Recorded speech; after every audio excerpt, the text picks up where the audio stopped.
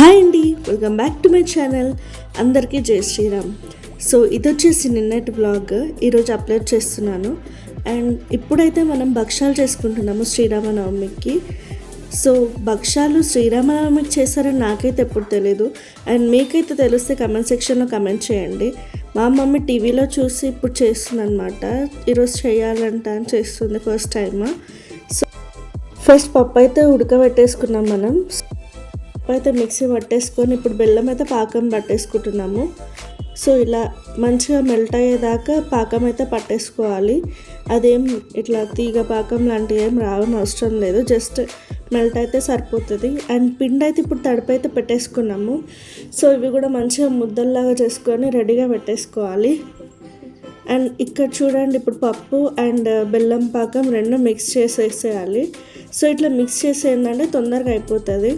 And చూడండి, ఇప్పుడు ఇట్లా ఫోల్డ్ చేస్తే మనం ఇట్లా ముద్ద చేస్తే ముద్దలాగా అవ్వాలి.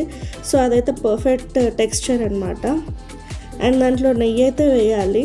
సో నెయ్యి వద్దు అన్న వాళ్ళైతే ఆయిల్ అయితే వేసుకోవచ్చు, ఆప్షనల్ అనమాట.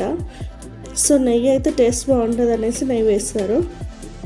అండ్ బొబ్బట్లు అండ్ భక్షాలు పోలలు ఏదైనా సరే అన్నీ ఒకటే, నేమ్స్ ఆర్ డిఫర్. సో ఇదైతే నెయ్యితోనే కాల్చేస్తున్నాము. సో ఫస్ట్ అయితే పెనం మీద కొంచెం నెయ్యి వేసి పెట్టేసి మంచిగా ఫ్రై చేసుకోవాలి రెండు సైడ్లు. సో అయిపోయింది. ఫస్ట్ అయితే అటు సైడ్ ఇటు సైడ్ మంచిగా నెయ్యి అయితే అప్లై చేసుకొని మంచిగా కాల్చేసుకోవాలి. సో ఇవైతే దేవుడి దగ్గర పెట్టడానికి ఫస్ట్ 5 పెట్టాలంట. సో 5 అయితే చేసి పక్కన పెట్టేసింది. అండ్ మనమైతే ఇప్పుడు రెడీ అయిపోయి గుడికి వెళ్తున్నాం అనమాట. సో పిల్లలు, మమ్మీ, నేను గుడికి అయితే వెళ్తున్నాము స్కూటీ మీద.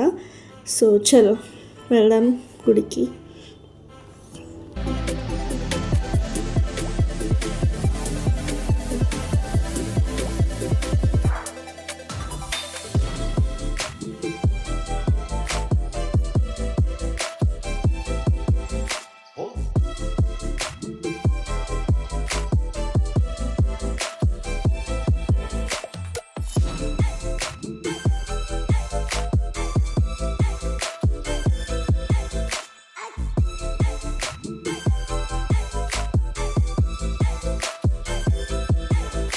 సో నేనైతే ఇంటి దగ్గర ఉన్న హనుమాన్ టెంపుల్కి అయితే వెళ్ళిన.